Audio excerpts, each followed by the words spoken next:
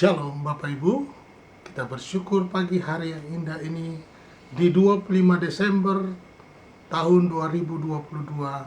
Kita boleh bangun pagi semua karena anugerah Tuhan. Mari sebelum kita membaca dan merenungkan firman Tuhan, kita berdoa. Terima kasih Bapa di dalam surga, kami sungguh bersyukur hari yang baru di mana Engkau lahir, kami naikkan syukur kepadamu. Merayakan kelahiranmu, Yesus Kristus. Inilah sukacita kami. Boleh turut merayakan, boleh turut berbahagia, boleh turut bersukacita. Pagi hari ini kami akan membaca dan merenungkan firman-Mu. Berikan pengertian kepada kami, mengerti akan kehendak-Mu bagi kami. Haleluya, amin.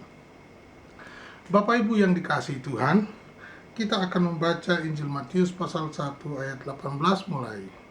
Demikian firman Tuhan. Kelahiran Yesus Kristus adalah seperti berikut. Pada waktu Maria ibunya bertunangan dengan Yusuf, ternyata ia mengandung dari Roh Kudus sebelum mereka hidup sebagai suami istri. Karena Yusuf suaminya seorang yang tulus hati dan tidak mau mencemarkan nama istrinya di muka umum, ia bermaksud menceraikannya dengan diam-diam.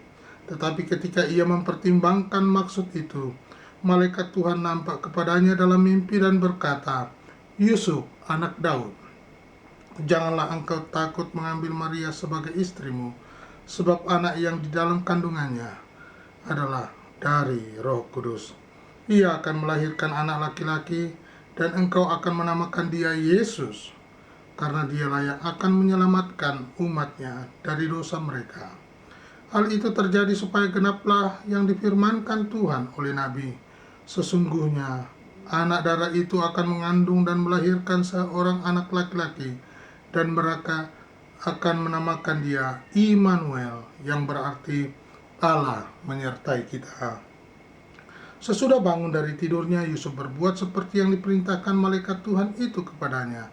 Ia mengambil Maria sebagai istrinya, tetapi tidak bersetubuh dengan dia sampai ia melahirkan anaknya laki-laki, dan Yusuf menamakan dia Yesus. Pagi hari ini, inilah sukacita kita, di mana kelahiran Yesus Kristus menunjukkan dan memberi arahan kepada kita bahwa bagaimana kehidupan Yusuf dan Maria di kala itu.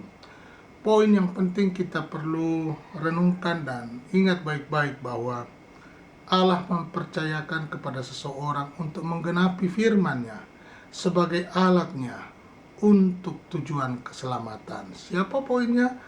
Ada dua di sini.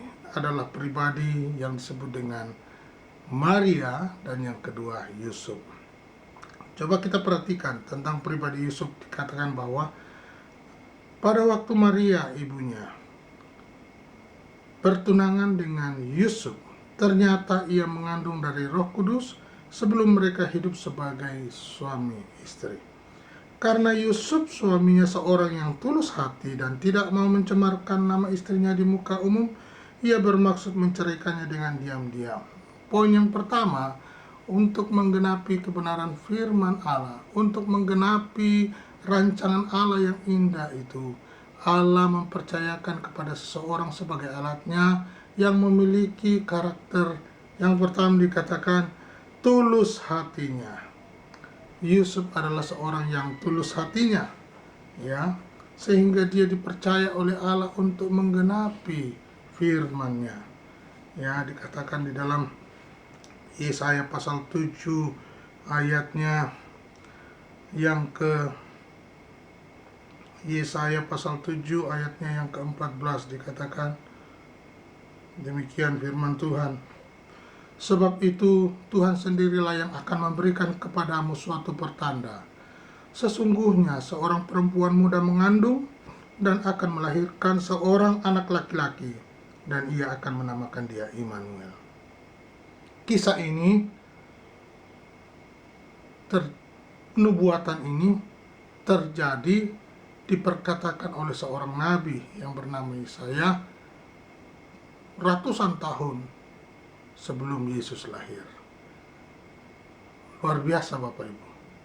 Dan itu terjadi di dalam kehidupan Yusuf dan Maria. Yusuf dan Maria ini mengalami, Bapak Ibu, ya, mengalami apa yang dikatakan oleh Nabi Yesaya. Dikatakan kemudian, karena Yusuf suaminya seorang yang tulus hati dan tidak mau mencemarkan nama istri di muka umum, ia bermaksud menceraikan dengan diam-diam. Naluri seorang pria yang membutuhkan kehidupan yang suci. Apa yang dia katakan, apa yang dia pikirkan, matang-matang. Namun di dalam pribadinya yang bertentangan itu ada ketulusan hati, dan yang kedua, tidak mencemarkan nama pasangannya. Ini karakter ini yang dibutuhkan oleh Allah untuk menggenapi firman-Nya. Tidak menjelek-jelekan pasangannya. Dan inilah yang ada di dalam pribadi Yusuf. Bapak, Ibu, dan saudara, serta kita semua, untuk menjadi alat penggenapan firman, dibutuhkan pribadi-pribadi yang tulus hati dan tidak menjelekkan orang di sekitar kita, tidak menjelekkan orang lain. Nah, kemudian dikatakan berikutnya bahwa jangan engkau takut mengambil Maria sebagai istrimu, sebab anak yang di dalam kandungannya adalah dari Roh Kudus.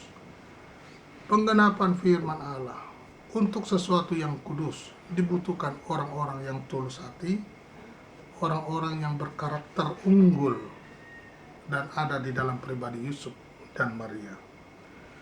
Ia akan melahirkan anak laki-laki dan engkau akan menamakan dia Yesus, karena dialah yang akan menyelamatkan umatnya dari dosa mereka. Kelahiran Yesus Kristus untuk menyelamatkan manusia berdosa. Bapak, Ibu, saudara, dan saya adalah manusia berdosa, butuh Yesus Kristus. Amin. Ini penting sekali, Bapak Ibu. Dikatakan bahwa ayatnya yang ke-24, 23, sesungguhnya anak darah itu akan mengandung dan melahirkan seorang anak laki-laki, dan mereka akan menamakan dia Immanuel, yang berarti Allah menyertai kita. Luar biasa. Poin yang ketiga adalah kelahirannya untuk menyelamatkan kita manusia berdosa, dan dia menyertai kita. Dia Allah Immanuel. Allah menyertai kita. Tahun 2022 kita sudah disertai. Bagaimana dengan tahun 2023? Kita pegang firman-Nya, kita renungkan pagi, siang, malam, dan tanam dalam hati.